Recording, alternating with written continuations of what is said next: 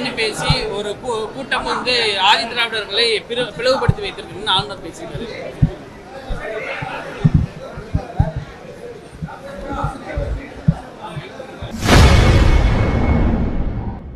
சமத்துவம், சமூக நீதி என்ற பெயரால் ஆதிதிராவிட மக்களை ஒரு கூட்டம் பிரித்து வைத்துள்ளதாக ஆளுநர் தெரிவித்த விமர்சனத்திற்கு விசிக தலைவர் திருமாவளவன் பதிலளித்துள்ளார். கையாளுகிறார் என்றுதான் எண்ண தோன்றுகிறதே தவிர அவர் கருத்தியல் அடிப்படையிலே எந்த விவாதத்தையும் வலுவாக வைக்கவில்லை. தனிநபர் தாக்குதல்கள்,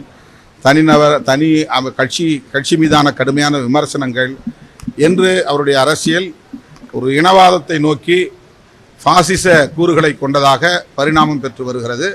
அது அவருடைய எதிர்காலத்திற்கும் நல்லதல்ல என்பதை ஏற்கனவே நான் சுட்டிக்காட்டியிருக்கிறேன். மீண்டும் அதை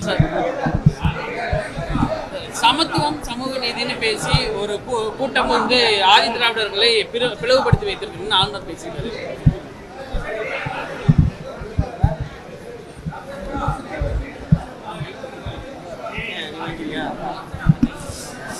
ஆளுநர் RN ரவி அவர்கள்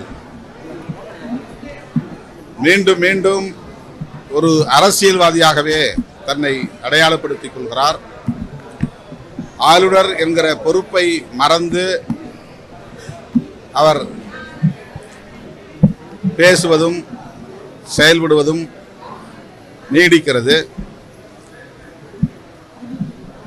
தலித்துகளை வலதுசாரிகளின் பக்கம் கவர்வதற்காக,